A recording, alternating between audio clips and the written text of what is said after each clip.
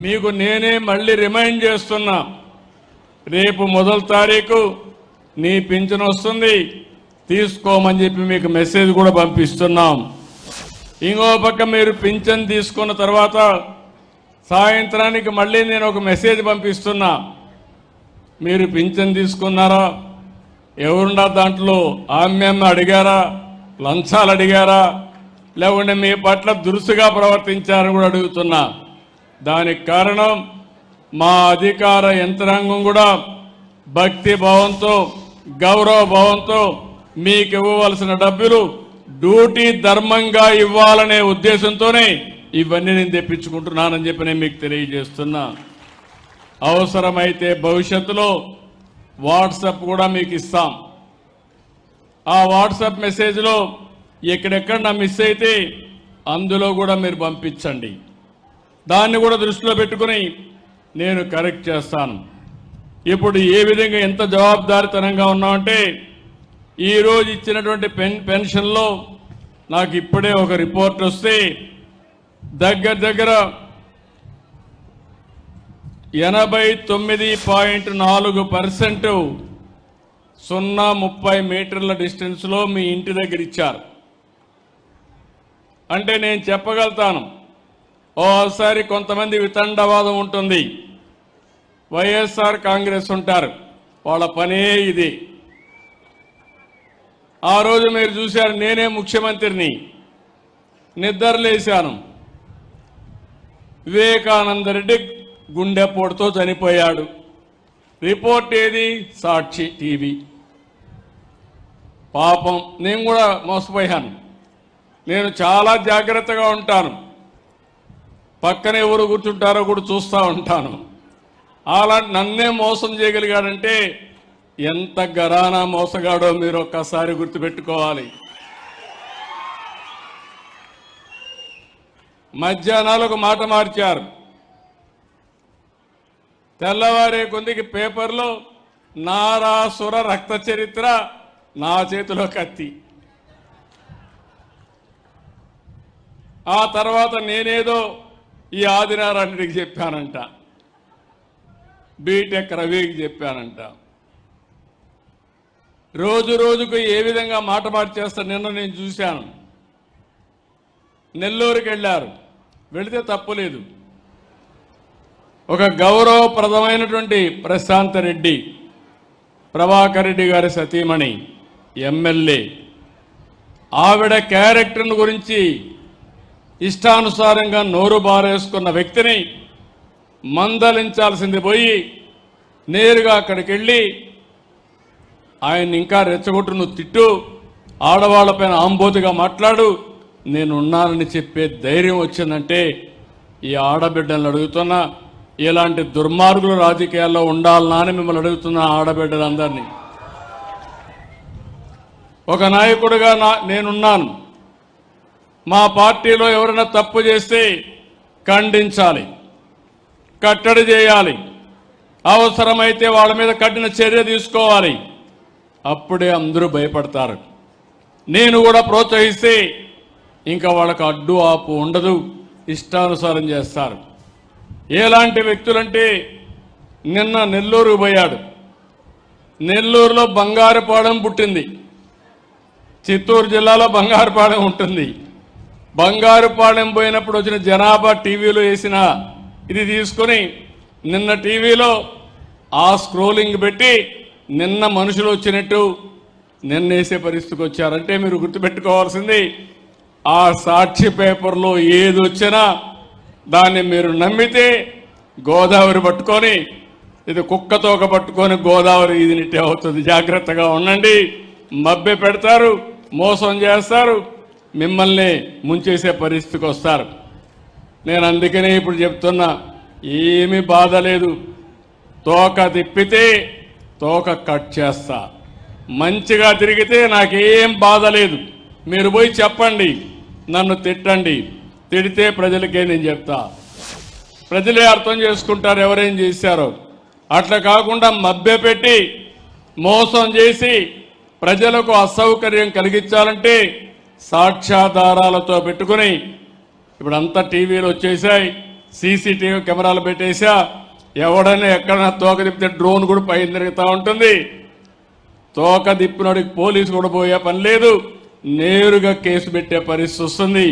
అలాంటి పగడ్బందీ వ్యవస్థకి శ్రీకారం చుట్టారని మరొక్కసారి మీ అందరికీ విజ్ఞప్తి చేస్తున్నా. అందుకే నేను చెప్పాను, ఈరోజు మీరు చూస్తే హాస్పిటలైజ్ అయిన వాళ్ళకి 14,703 మందికి హాస్పిటల్లో ఇచ్చాం. ఓల్డేజ్ హోమ్లో ఉంటే అక్కడ పోయి 20,587 మందికి ఇచ్చాం. ఒక సెక్రటరీ నుంచి వేరే సెక్రటరీకి వెళ్ళిపోతే అక్కడ దగ్గర 31,496 మందికి ఇచ్చాం. ఎవరైనా వికలాంగులైన విద్యార్థులు హాస్టల్లో ఉంటే వాళ్ళకి దగ్గర 3,683కి ఇచ్చాం. ఇంకో పక్కన కొంతమంది నిద్రలే సెక్రటరీకి వెళ్తే అక్కడ 91,456 మందికి ఇచ్చాం. కొంతమంది నరేగా పనులకు వెళ్ళిపోతే ఆ కూలి పనులు వాళ్ళకి డబ్బులు పోకూడదని అక్కడికే వెళ్ళి 19,657 మందికి ఇచ్చాం. ఇంకో పక్క బంధువులింటికి పోతే ఇంతమంది ఎగ్గొట్టేవాళ్ళు, వాళ్ళ బంధువులింట్లో ఉంటే అక్కడ కూడా పింఛనిచ్చే ఏర్పాటు చేశాను. అక్కడ కూడా దగ్గర మీరు చూస్తే 1,61,61,145 మందికి బంధువులింటి దగ్గర ఇచ్చాం. ఇంకొక పక్కన మీరు చూస్తే కొన్ని రాంగ్ జియో ట్యాగింగ్ తప్పబడింది, అవి కూడా ఒక 26,079 ఉన్నాయి. అవి కూడా కరెక్ట్ చేస్తామని చెప్పి కూడా నేను మీకు తెలియజేస్తున్నా. నేను ఎందుకు ఈ విషయం మీకు చెప్పానంటే, ఈ ప్రభుత్వం డబ్బులు ఇవ్వడమే కాదు, ఇచ్చిన డబ్బులకి బాధ్యతగా ప్రతి ఒక్కరికి చేర్చడానికి ఇస్తున్నానని చెప్పి కూడా నేను మీకు తెలియజేస్తున్నా.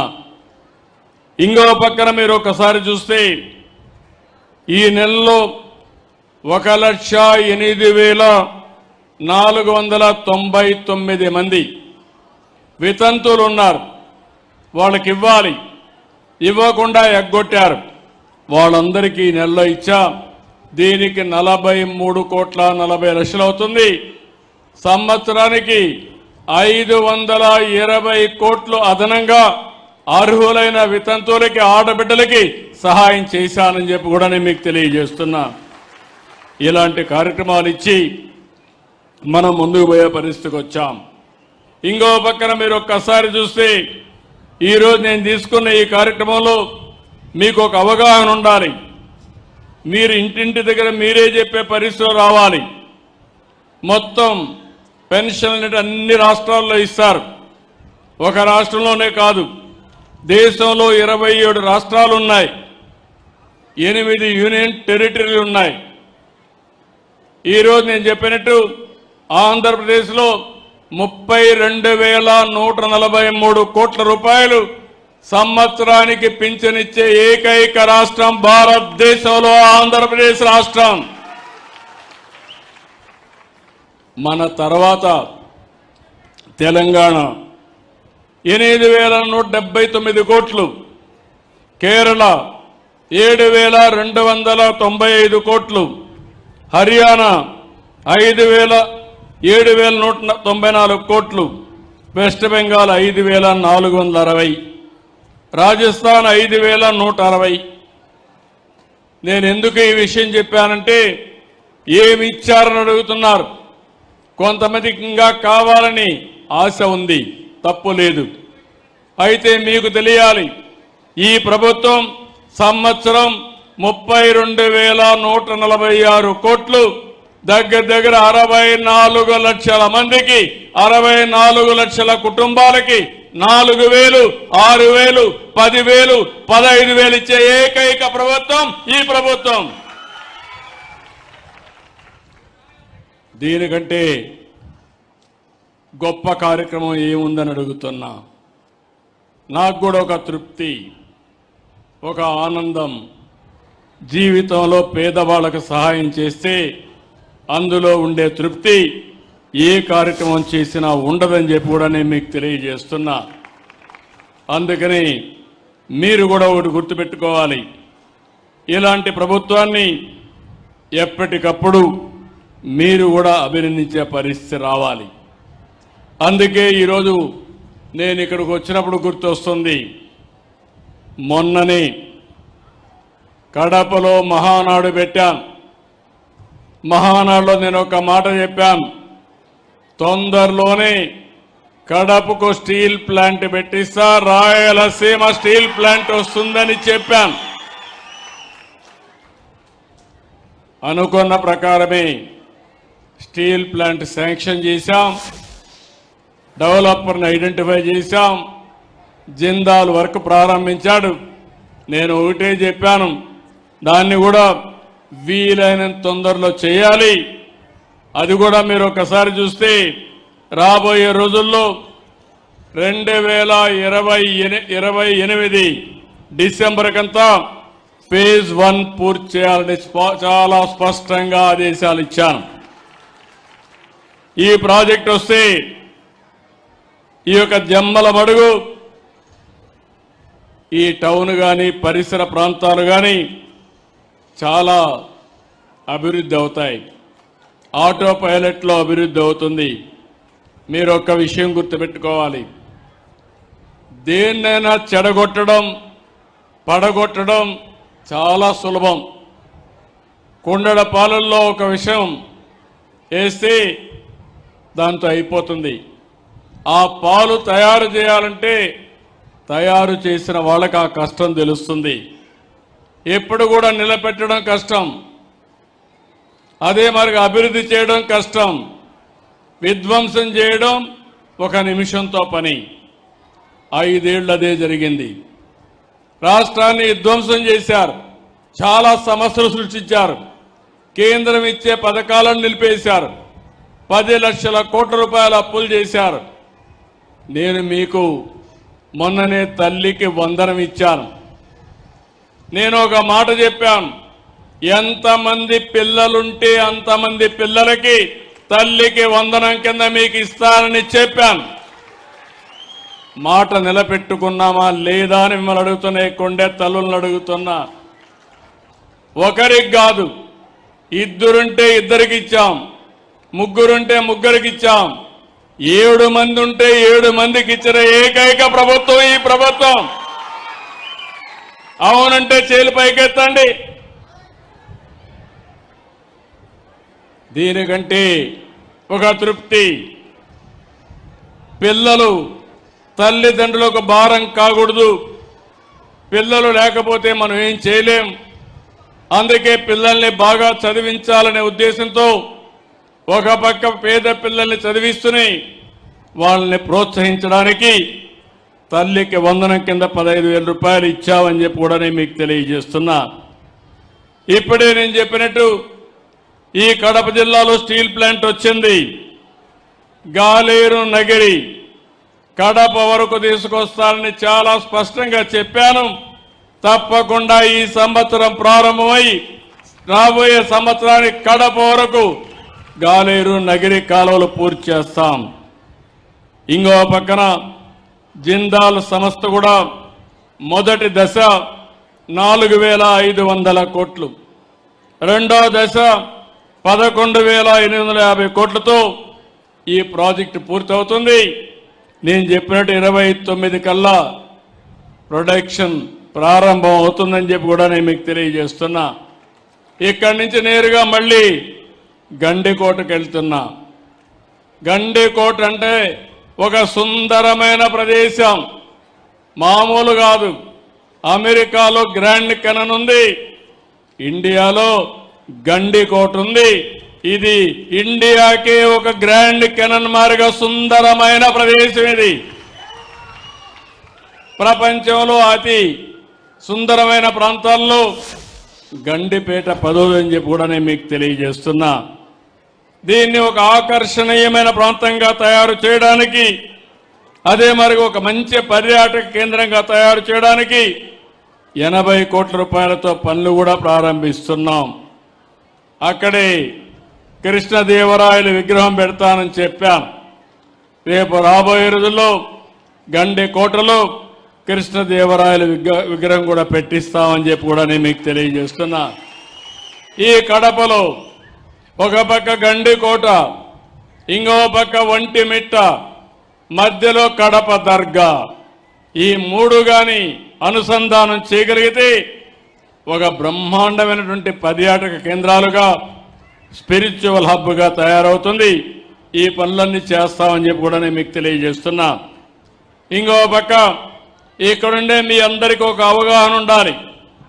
రాయలసీమ ఒకప్పుడు రాళ్ల సీమ అయిపోతుందని, ఎడారిగా మారిపోతుందని మాట్లాడుకున్నాం.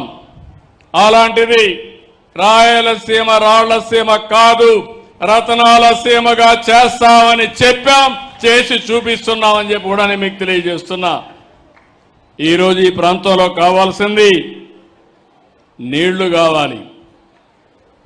అందుకే మీరు ఒకసారి చూస్తే చరిత్రలో 40 ఏళ్లకు మునుపు ఒక మహానాయకుడు ఎన్టీ రామారావు గారు ఆలోచించిన విధానం, తెలుగు గంగ ద్వారా చెన్నైకి నీళ్లు తీసుకుపోవాలంటే కాదు, నా రాయలసీమకు నీళ్లు ఇచ్చిన తర్వాతనే చెన్నైకి నీళ్లు పోతాయని చెప్పిన ఏకైక నాయకుడు నందమూరి తారక రామారావు గారు. ఆయన ఆలోచనలో పుట్టిన ప్రాజెక్టే హంద్రి నీవా, తెలుగు గంగ, గాలేరు నగిరి, SRBC అని చెప్పి నేను మీకు తెలియజేస్తున్నా. అక్కడి నుంచి ప్రారంభమైనాయి. ఆ తర్వాత నేను అన్ని కూడా ఇచ్చేశాం. నిన్ననే హంద్రి నీవా ఈ ప్రభుత్వం వస్తానే పనులన్నీ ప్రారంభించి వెడల్పు చేసి లైనింగ్ చేసి దగ్గర 3,800 కోట్ల రూపాయలతో 3,900 క్యూసెక్స్ నీళ్లు మళ్లించడానికి ఈ సంవత్సరం అంతా పనిచేశాం. పనులన్నీ పూర్తవుతాయి. తొందరలోనే హంద్రి నీవా పూర్తి చేయడమే కాకుండా నీళ్లు అందించి అన్ని చెరువులు పూర్తి చేసి కుప్పానికి కూడా నీళ్లు తీసుకుపోయే కార్యక్రమానికి శ్రీకారం చుట్టాం. ఈరోజు మీరందరూ గుర్తుపెట్టుకోవాల్సింది, దీనివల్ల చాలా లాభం వస్తుంది. ఈరోజు గండికోట ఉంది. గండికోట ప్రాజెక్ట్ ఎవరు కట్టారంటే ఎన్టీ రామారావు గారే ప్రారంభించారు. దాన్ని పూర్తి చేసింది నేనే పూర్తి చేశా, ల్యాండ్ ఎక్విజిషన్ చేశాం, అన్ని పనులు చేసింది ఆనాటి తెలుగుదేశం ప్రభుత్వం అని చెప్పి కూడా నేను మీకు తెలియజేస్తున్నా. ఇవే కాకుండా ఈరోజు మీరు ఒక్కసారి ఆలోచిస్తే 14, 19 ఎప్పుడు కూడా ఇక్కడ కడపలో మీరున్నారు. మొన్న 7 సీట్లు గెలిపించారు. నాకు అనిపిస్తుంది ఈసారి 10కి 10 సీట్లు కూడా గెలిపించడానికి మీరు సిద్ధంగా ఉన్నారు. అయితే మీ రుణం మేము తీర్చుకోవాలి. అందుకనే ఈసారి మీరు ఒక్కసారి చూస్తే చేసిన పనులు కూడా మీరు కూడా అర్థం చేసుకోవాలి. 14, 19 12,241 కోట్ల రూపాయలు ఖర్చు పెట్టి అన్ని ఇరిగేషన్ ప్రాజెక్టులన్నీ పూర్తి చేశాం.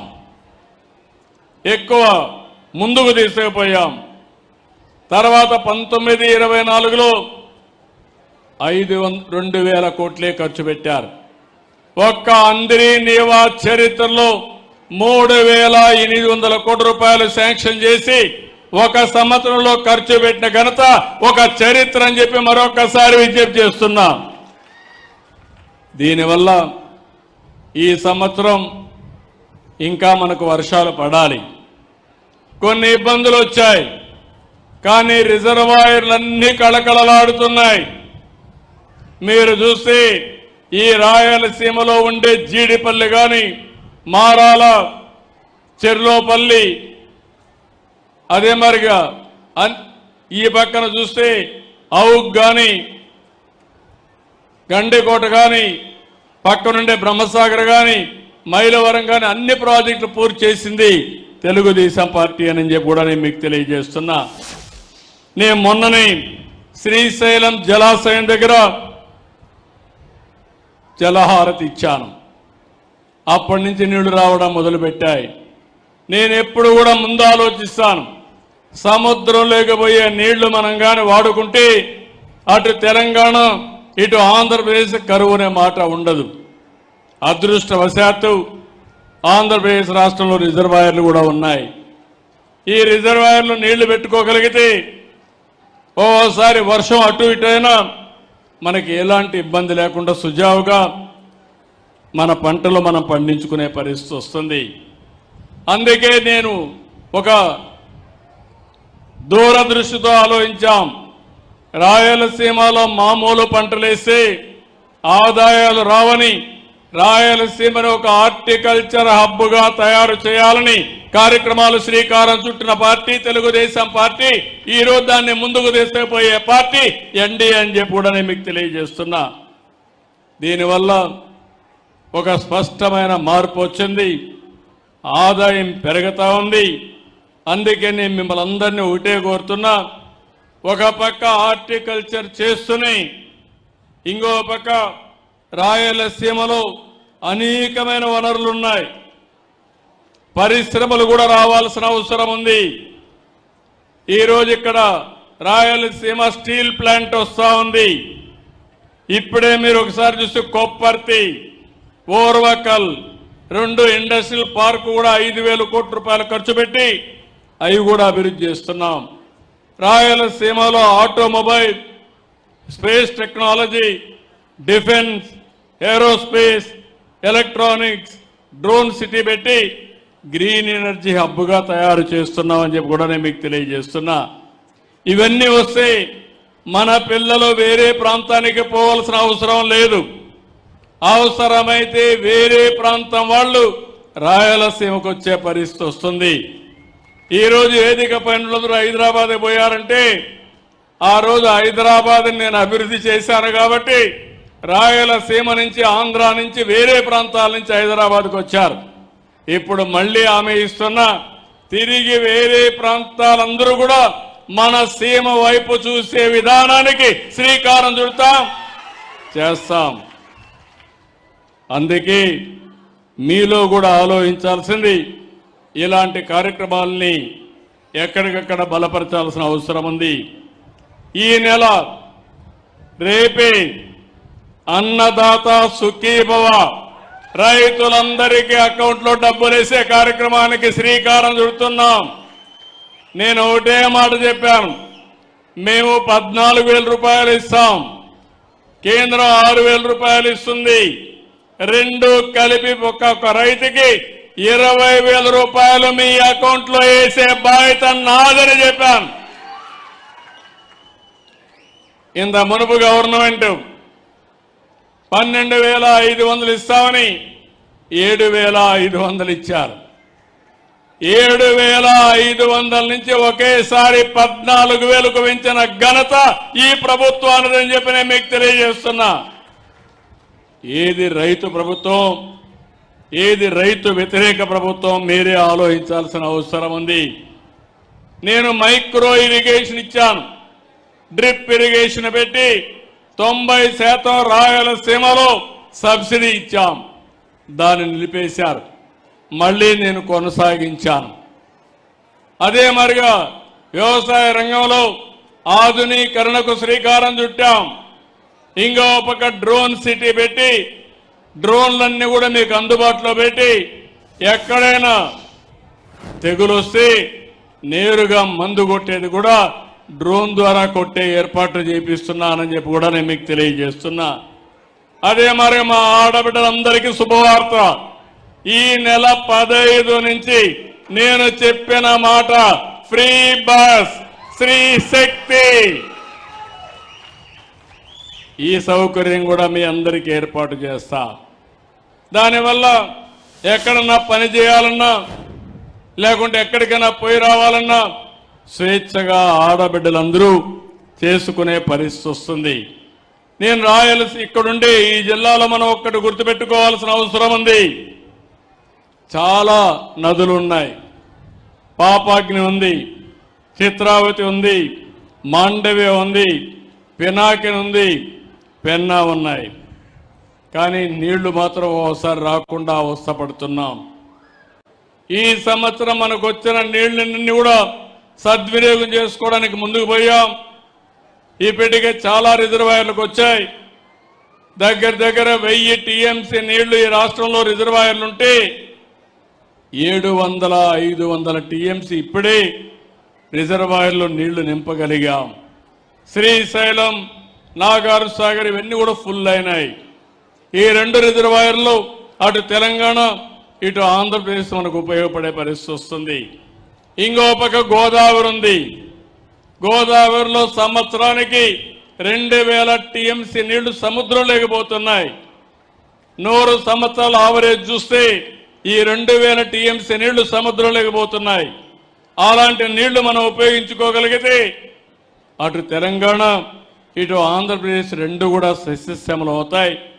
ఆ దిశగా ఆలోచించకుండా మనం ఏమాత్రం నష్టం వచ్చే ఆలోచన చేస్తే అది పూర్తిగా 2 రాష్ట్రాలకు కూడా నష్టం అని చెప్పి కూడా నేను మీకు తెలియజేస్తున్నా. కాబట్టి మీరందరూ కూడా గుర్తుపెట్టుకోవాల్సింది, రేపు నేనిచ్చే అన్నదాత సుఖీభవ మీరందరూ కూడా మీ అకౌంట్లో వేస్తాం. సాయంత్రమే మెసేజ్ పంపిస్తాం, మీ అకౌంట్లో వేస్తా. రేపు అన్ని జిల్లాల్లో అన్ని నియోజకవర్గాల్లో అన్ని సెక్రటరియట్లో మీటింగులు పెట్టి మళ్ళీ మీతో ఒకసారి చర్చించి మీకు డబ్బులు వచ్చాయా లేదా అని చెక్ చేసుకుంటామని చెప్పి కూడా నేను మీకు తెలియజేస్తున్నా. ఇలాంటివన్నీ నేను చేస్తా ఉంటే ఈరోజు ఇక్కడుండే ఒక పార్టీ ఉంది. ఓసారి బాధ వేస్తుంది, ఇప్పుడే చెప్పాడు. నేను ఆ యాంగిల్లో నేను మాట్లాడడం లేదు, కానీ మనం ఒక్కసారి గుర్తుపెట్టుకోవాలి. నా తాపత్రయం, ఈరోజు కొన్ని కుటుంబాలు ఉన్నాయి, ఇంకా పేదరికంలో ఉన్నారు. నేను ఇప్పటికే మీకు ఎన్ని విధాలా ఆదుకోవడానికి దేశంలో ఎక్కడా లేని విధంగా సంక్షేమ కార్యక్రమాలకి శ్రీకారం చుట్టాను. ఎవరు ఇంత పెద్ద ఎత్తున డబ్బులు ఇవ్వడం లేదు. అదే సమయంలో మీరు ఒక్కసారి ఆలోచిస్తే నేను కొత్త విధానానికి శ్రీకారం చుట్టాను.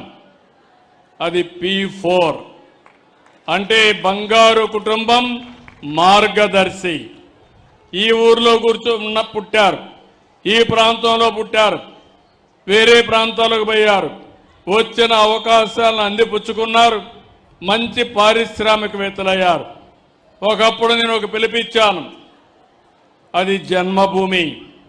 జన్మభూమి పిలుస్తుంది, రా కదిలి రాని అందరికీ పిలిపిస్తే అందరూ వచ్చి గ్రామ అవసరాలు తీర్చారు. ఒక స్కూల్ బిల్డింగ్ కట్టారు, అదే మరి ఒక హాస్పిటల్ కట్టారు, ఒక రోడ్డు వేశారు, జన్మభూమి రుణం తీర్చుకున్నారు. కానీ ఈరోజు నేను ఇచ్చే పిలుపు, మనం పైకి వచ్చాం, మనతో పుట్టిన వాళ్ళు, మన బంధువులు, మన హితులు, మన గ్రామస్తులు ఇంకా పేదరికంలో ఉన్నారు. వాళ్ళని ఆదుకునే బాధ్యత మంది. మీరు రమ్మని పిలిపించాను. ఈరోజు ఇక్కడ మార్గదర్శులు ఉన్నారు, పక్కనే బంగారు కుటుంబాలు ఉన్నాయి. ఈరోజు డబ్బులు సంపాదించాం, ఆ డబ్బులు మీనింగ్ఫుల్గా ఖర్చు పెట్టాలంటే మనం కూడా తిరిగి సమాజానికి ఇవ్వాలి. సమాజం వల్ల నేను పైకి వచ్చాను. నేను కూడా గవర్నమెంట్ స్కూల్లోనే చదువుకున్నాను, ఇక్కడ ఉండే వాళ్ళు కూడా గ్రామాల్లోనే చదువుకున్నారు, దేశ విదేశాల్లో ఈరోజు స్థిరపడ్డారు. తిరిగి వచ్చి వాళ్లకు తోచిన విధంగా సహాయం చేసి, నేను డబ్బులు ఒకటే ఇమ్మని చెప్పడం లేదు. ఈరోజు అంబేద్కర్ గారు ఉన్నారు, ఒక మేధావి అయ్యాడంటే ఆయన జీవితంలో చాలా మంది సహకరించారు. ఆ రోజుట్లో బరోడా రాజు అయితే బాంబేలో ఆయన చదువుకోవడానికి నెలకు 10 రూపాయలు ఇచ్చేవాడు. లండన్లో చదువుకోవాలంటే నెలకు $14 ఆ రోజు డబ్బులు ఇచ్చాడు. ఆ డబ్బులతో చదువుకున్నాడు, మేధావి అయ్యాడు. ఈరోజు బ్రహ్మాండమైన రాజ్యాంగాన్ని రాశాడు.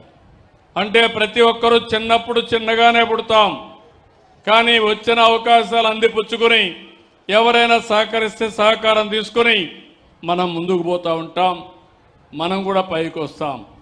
అదే సమయంలో మనం పైకి వస్తే చాలదు, మనం కూడా మానవత్వంతో ఆలోచించాలి.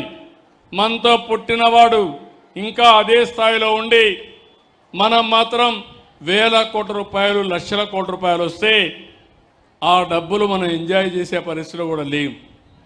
ఈరోజు నేను కానీ ఇక్కడుండే వాళ్ళందరూ కూడా ఏం దినాల్లో అంతవరకే తింటే ఆరోగ్యం ఉంటుంది, డబ్బులుందని ఎక్కువ స్వీట్లు తింటే షుగర్ వస్తుంది, షుగర్ వచ్చినాక మీరు చేయాలి ట్యాబ్లెట్లు వేసుకోవాలి, ఆ ట్యాబ్లెట్లు వేసుకుంటే సైడ్ ఎఫెక్ట్లు వస్తాయి.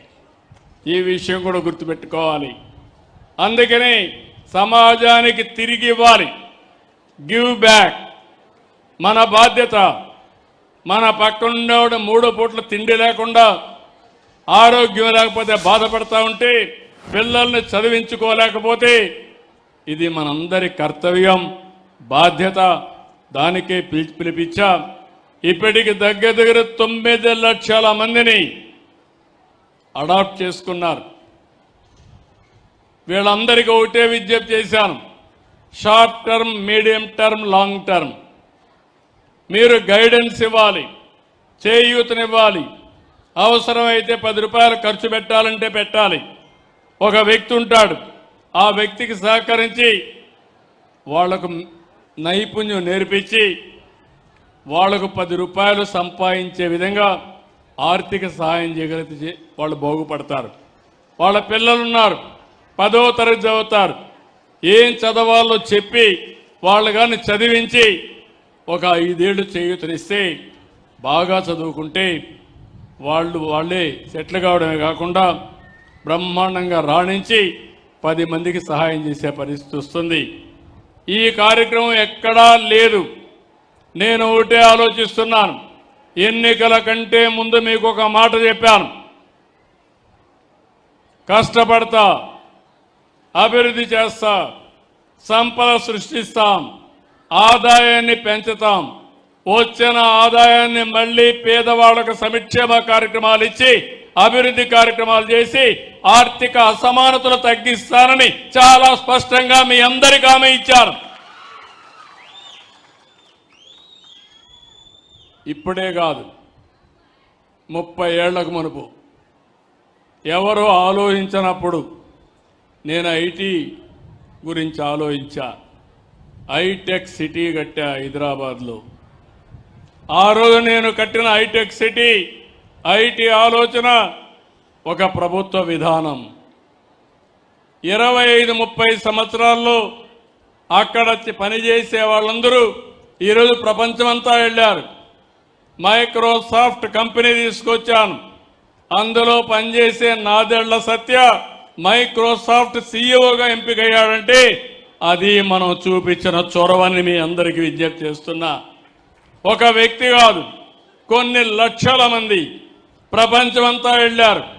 ఇక్కడి నుంచి వెళ్ళిన వాళ్ళు చూస్తే నేను 25 ఏళ్లకు మునుపు సింగపూర్ పోతే ఒక్కరుండేవాళ్ళు కాదు. నిన్న నేను సింగపూర్కు పోతే ఒక తెలుగు వాళ్ళు 40,000 మంది ఒక్క సింగపూర్ ఒక దేశంలో ఉన్నారంటే ఇంకా అన్ని దేశాల్లో ఎంతమంది ఉన్నారో మీరే ఆలోచించండి. ఆ దేశంలో ఉండడం కాదు, ఆ దేశంలో ఉండే అందరికంటే వీళ్లే తలసరి ఆదాయం ఎక్కువ సంపాదిస్తున్నారు. అమెరికాలో, ఆస్ట్రేలియాలో, సింగపూర్లో, ఐర్లాండ్లో ఎక్కడ పోయినా మన వాళ్ళే ఎక్కువ సంపాదిస్తున్నారంటే అది నాలెడ్జ్ ఎకానమీలో మన వాళ్ళకుండే తెలివితేటలు అని చెప్పి నేను మీకు తెలియజేస్తున్నా. ఈ రాయలసీమ, ఈ రాళ్ల సీమలోనే పుట్టారు, ఈ గడ్డలోనే పుట్టారు. ఈరోజు మాణిక్యాల మారిగా ప్రపంచం అంతా రాణిస్తున్నారు. ఆ విషయం మీరు గుర్తుపెట్టుకోవాల్సిన అవసరం ఉంది. నేను ఇవన్నీ మాట్లాడితే నన్ను ఎగతాళి చేస్తూ ఉంటారు, ఈయనంతా ఊహాగానాల్లో ఉన్నాడని. ఊహాగానాల్లో లేకపోతే మీరు ఇక్కడే ఉంటారు, నేను ఇక్కడే ఉంటా. అది కాదు, రేపు జరగబోయే పనికి ఈరోజే ఆలోచించి మీకు చైతన్యం తేవడమే కాకుండా మీలో స్ఫూర్తి నింపగలిగితే అది శాశ్వతం అని చెప్పి కూడా నేను మీకు తెలియజేస్తున్నా. అలాంటి కార్యక్రమాలనే ఒక మంచి కార్యక్రమం ఇప్పుడు నేను ఇచ్చిన కార్యక్రమం బంగారు కుటుంబం మార్గదర్శి. ఈ బంగారు కుటుంబాలు ఒక రోజున మార్గదర్శులై మీరు బంగారు కుటుంబాలకు చేయూతనిచ్చే పరిస్థితి రావాలనేది నా ఆకాంక్ష. తయారు చేస్తాం. ఈరోజు ఇక్కడ కడపకు వస్తే మీరు ఒకసారి చూస్తే దగ్గర నేషనల్ హైవేస్ ఒక్క దాంట్లోనే 12,000 కోట్ల రూపాయలు ఖర్చు పెట్టాం ఒక్క సంవత్సరంలో. మీరు రోడ్లు చూస్తున్న అన్ని రోడ్లు బాగున్నాయి. ఒకప్పుడు నేషనల్ హైవే పక్కకు వస్తే గోతులే, గుంతలే. ఈరోజు నేను ధైర్యంగా చెప్పగలుగుతున్నా, R&B రోడ్లన్నీ రిపేర్లు చేస్తాం. ఇప్పటికే గుంతలు పూడ్చాం. మళ్ళీ రాబోయే రోజుల్లో బెస్ట్ రోడ్లుగా తయారు చేసే బాధ్యత నాది. ఇప్పుడే ఆటో డ్రైవర్ చెప్తున్నాడు, సార్ మొన్నటి వరకు చాలా అవస్థలు పడ్డాం, ఈ రోడ్లు అధ్వానంగా ఉన్నాయి, నడపలేకపోయాం, మీరు వచ్చారు, రోడ్లన్నీ బాగుపడ్డాయి, ఇప్పుడు నాకు రిపేర్లు కూడా తగ్గిపోయింది, ఆనందంగా ఉన్నానని చెప్పే పరిస్థితికి వచ్చాడంటే అది ఎన్డీఏ ప్రభుత్వం యొక్క సత్తా అని చెప్పి నేను మీకు తెలియజేస్తున్నా. ఈ కడప జిల్లాలో రాయలసీమ స్టీల్ ప్లాంటే కాకుండా ఈరోజు మీరు ఒకసారి చూస్తే సోలార్ కరెంటు కానీ, విండ్తో తయారు చేసే కరెంటు కానీ, పంపుడు స్టోరేజ్ కానీ, ఇంకో పక్కన ఏదైతే బయోఫ్యూయల్ కానీ, ఇవన్నీ కూడా మీరు చూస్తే దగ్గర దగ్గర 9,719 మెగావాట్లు, 43,604 కోట్ల రూపాయలు ఖర్చు పెట్టి పెట్టుబడులు వస్తున్నాయి. ఒక పక్క 12,000 కోట్ల రూపాయలు రోడ్లు వేసాం, ఆర్ఎన్బి రోడ్లు అదనంగా ఉన్నాయి. ఇంకో పక్క 5,000 కోట్లతో కొప్పర్తి ఓర్వకల్ ఇండస్ట్రియల్ కారిడార్స్ కింద అవన్నీ ఇన్ఫ్రాస్ట్రక్చర్ తయారు చేస్తున్నాం.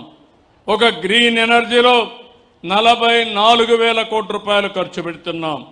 జేఎస్డబ్ల్యూ ఏదే స్టీల్ ప్లాంటు వాళ్ళు కూడా ఒక 5,000 కోట్లు ఖర్చు పెడతారని చెప్పి కూడా నేను మీకు తెలియజేస్తున్నా. ఈ ప్రభుత్వం ఏ విధంగా ఆలోచిస్తున్నానికి ఒక ఉదాహరణ, వృద్ధులకి, వికలాంగులకి, దివ్యాంగులకి మీ ఇంటి దగ్గరనే పింఛను ఇస్తున్నాం. పింఛను ఇవ్వడమే కాకుండా 26వ తారీఖు నుంచి 4 రోజుల్లో మీ ఇంటికి నేరుగా రేషన్ పంపించే ఏకైక ప్రభుత్వం భారతదేశంలో ఈ ప్రభుత్వం. ముసలవాళ్ళు రాలేరు, దివ్యాంగులు రాలేరు, అలాంటి వాళ్ళకి ఇబ్బంది కలిగించకూడదని ఇంటి దగ్గరే పింఛను ఇస్తున్నాం. ఇంటి దగ్గరనే ఎసెన్షియల్ కమాడిటీస్ కూడా, రేషన్ కూడా ఇంటి దగ్గరనే ఇస్తున్నామని చెప్పి నేను మీకు తెలియజేస్తున్నా. ఇలాంటి కార్యక్రమాలు చేసి ఈరోజు ఇంకో పక్కన ఇక్కడ చూస్తే దగ్గర ఇప్పుడే ఆదినారాయణ రెడ్డి గారు, భూపేష్ రెడ్డి గారు ఇక్కడ ఉన్నారు. ఇద్దరు కూడా నియోజకవర్గానికి బాగా పనిచేస్తున్నారు. ఒక ఆయన బీజేపీలో ఉన్నాడు, ఒక ఆయన తెలుగుదేశంలో ఉన్నాడు. ఎప్పుడు కూడా జమ్మల మడుగు తెలుగుదేశం పార్టీకి కంచు కోట, దీంట్లో అనుమానమే లేదు. ఈరోజు తెలుగుదేశం, బీజేపీ, జనసేన కలిసి ఎన్డీఏలో ముందుకు పోతున్నాం. కేంద్రంలో నరేంద్ర మోడీ గారు, వారి ప్రభుత్వం మనం చేసే కార్యక్రమాలకు పూర్తిగా సహకరిస్తున్నారు. అందుకే ఈరోజు ఎన్ని ఇబ్బందులున్నా, ఆర్థిక సమస్యలున్నా, నేను ఎన్నికల ముందు మీకు ఒక మాట చెప్పాను, తిరిగి రాష్ట్రాన్ని పునర్నిర్మాణం చేస్తాం, పూర్వ వైభవం తీసుకొస్తాం, అభివృద్ధి చేస్తానని చెప్పాం. ఆ దిశగానే ముందుకు పోతున్నాం. ఇక్కడికి వచ్చినప్పుడు చైన్ ఆఫ్ ట్యాంక్స్ ఉన్నాయి, నీళ్లు వస్తున్నాయి, చెరువులకు నీళ్లు రావడం లేదు. ఒక 12 చెరువులకి ఒక లిఫ్ట్ ఇరిగేషన్ పెడితే 30 కోట్ల రూపాయలు ఖర్చు పెడితే అన్ని చెరువులకు నీళ్లు ఇవ్వచ్చని కోరాడు. తప్పకుండా శాంక్షన్ చేస్తాం. ఇంకో పక్కన జమ్మల మడుగు, ఎర్రగుంట్ల మున్సిపాలిటీలు ఉన్నాయి, ఒక 30 కోట్లు ఇస్తే డెవలప్మెంట్ అవుతుందని కోరాడు. అది కూడా శాంక్షన్ చేస్తున్నానని చెప్పి నేను మీకు తెలియజేస్తున్నా. గండికోట రిజర్వాయర్ ముంపు బాధితులు ఉన్నారు. నేను ఇంత మునుపుడు ఒకసారి ఇచ్చాను, ఇంకా కొంత డబ్బులు పెండింగ్ ఉంది. వాళ్ళ బాధితుల యొక్క సమస్యని తొందరలోనే పరిష్కారం చేస్తా అని చెప్పి తెలియజేసుకుంటూ, ఈరోజు నేను ఇక్కడికి వచ్చినప్పుడు, గూడెం చెరువుకు వచ్చినప్పుడు ఒక అనుభూతి నాకు. నేనేదో హైదరాబాద్ అమరావతిలో కూర్చునేవాడిని కాదు. 10 నిమిషాలు సమయం దొరికితే మీ సమస్య అర్థం చేసుకుని ఆ సమస్య పరిష్కారం చేయాలని ఆలోచించే వ్యక్తిని తప్ప ఇంత మునుపంతా ఒక నాయకుడు వస్తే మీరు చూసేవాళ్ళు, ఎక్కడికక్కడ చెట్లన్నీ కొట్టేసేవాళ్ళు, అవునా కాదా? పరదాలు కట్టేసేవాళ్ళు, అవునా కాదా? ఇప్పుడు పరదాలు ఉన్నాయా? ముఖ్యమంత్రి అంటే రాజభోగాలనుకున్నారు, కాదు. ముఖ్యమంత్రి కానీ, ప్రధానమంత్రి కానీ, మంత్రులు కానీ, ఎమ్మెల్యేలు కానీ ప్రజలకు సేవకులం తప్ప మేము పెత్తందారులు కానీ కాదని మరొక్కసారి విజ్ఞప్తి చేస్తున్నా. మీకు అందుబాటులో మేము ఉండాలి, సేవాభావమాలో ఉండాలి, అనునిత్యం మిమ్మల్ని గురించి ఆలోచించాలి, మీ బాగోగులు చూడాలి, మీ కష్టాలు చూడాలి. అందుకే నేను హామీ ఇస్తున్నా, నాకు కులము లేదు, మతం లేదు, ప్రాంతం లేదు, అందరినీ ఆదరించే వ్యక్తిగా శాశ్వతంగా ఒక రికార్డు క్రియేట్ చేయాలని ఆలోచన తప్ప ఇంకోటి కాదు. ఎక్కడ పేదవాడు ఉంటే అక్కడ మేము ఉండాలని, ఎక్కడ కొంతమంది చాలా ఇబ్బందులు ఉంటాయి, అలాంటి ఇబ్బందులుండే వ్యక్తులకు చేయూతనివ్వాలని, నేను ఇవ్వడమే కాకుండా సమాజంలో చేయూతనివ్వగలిగే వ్యక్తుల్ని తీసుకొచ్చి వాళ్ళ ద్వారా కూడా సహకారం తీసుకొని తద్వారా వాళ్ళకు కూడా గుర్తింపు ఇవ్వాలనే ఆలోచనతో ముందుకున్నా. అదే ఈరోజు మార్గదర్శులు, బంగారు కుటుంబాలు. ఒక్క నిమిషం వాళ్ళు కూడా ఒక విషయం చెప్తారు. ఒక కుటుంబాన్ని ఇది ఒక ఉద్యమంగా తీసుకెళ్తున్నా. రేపు 5వ తారీఖు మళ్ళా ఒకసారి మీటింగ్ పెట్టుకున్నా. అందరూ ఎమ్మెల్యేలు, అందరూ అధికార యంత్రాంగం, ఇది బలవంతం లేదు, స్వచ్ఛందంగా పిలిపిస్తున్నా. అయితే సేవ చేయడం ఒక రాజకీయ నాయకుల బాధ్యత అనుకుంటున్నారు, కాదు. సమాజం వల్ల పైకొచ్చాం, ప్రజల వల్ల పైకొచ్చాం. ఆ ప్రజలు నాకు ఓటేశారు, నేను ముఖ్యమంత్రి అయ్యాను. ఆ ప్రజల వల్ల మీరు కూడా పైకొచ్చారంటే దానికి కారణం ప్రజలు కట్టే పన్నులతో స్కూల్ నడిపాం, హాస్పిటల్ నడిపాం, అభివృద్ధి చేశాం. అవి ఉన్నాయి కాబట్టి కొంతమంది మనం పైకి వచ్చాం, కానీ కొంతమంది ఇంకా పైకి రాలా. మనం వాళ్ళలో కొంత తెలివితేటలతో ఉన్నాం, మనకు అవకాశాలు వచ్చాయి, అవకాశాలను అందిపుచ్చుకున్నాం. అందుకే ఈరోజు నేను చెప్పేది, ఇలాంటివి వచ్చినప్పుడు ఎవరైతే లాస్ట్ మైల్లో ఉంటారో, కష్టాల్లో ఉంటారో వాళ్ళని ఆదుకోవడానికి ఇక్కడికి వచ్చాం. అవన్నీ కూడా చేస్తామని చెప్పి నేను మీకు తెలియజేసుకుంటూ, అదే మాదిరిగా ఈ నెల 7వ తారీఖున ఇంటర్నేషనల్ చేనేత దినోత్సవం ఉంది. ఆ రోజున చేనేత కార్మికులకు అందరికీ హామీ ఇస్తున్నా, ఏదైతే పవర్ లూమ్స్ కి 500 యూనిట్లు ఉచితంగా ఇస్తున్నాం, హ్యాండ్లూమ్కి 200 యూనిట్లు ఉచితంగా ఇస్తున్నాం. 7వ తారీఖు నుంచి అమల్లోకి వస్తుందని మరొకసారి మీ అందరికీ హామీ ఇస్తున్నా. ఇప్పుడు ఇక్కడుండే బంగారు కుటుంబాలు మాట్లాడతారు. ఉండు, నీకేం తొందర ఎందుకు? కూర్చో. నీకొక్కడి కోసం కాదు, ఏదైనా ఉంటే అక్కడ వచ్చి చెప్పొచ్చు. నువ్వు వినాల, పక్కన నిలబడుకో, ఇంటా. నువ్వు 10 సార్లు అటెన్షన్ డైవర్ట్ చేస్తే మాత్రం నీ మాట నేను పని చేయాలంటే కూడా మూడు రాదు. నేను వచ్చి ఇక్కడ 2000 మంది ఉంటే నువ్వు కూడా నిజమేనా అటు వచ్చి చెప్పు, నిలబడుకో. ఇప్పుడు ఇక్కడ బంగారు కుటుంబాలు, ఇక్కడ ఎవరు ఉన్నారు? మీరేనా? రా నిలబడుకో. చెప్పమ్మా, ఏంటి నీ సమస్య, మీ కుటుంబ వివరాలు మాట్లాడమ్మా. చంద్రబాబు నాయుడు గారికి హృదయపూర్వక నమస్కారాలు సార్.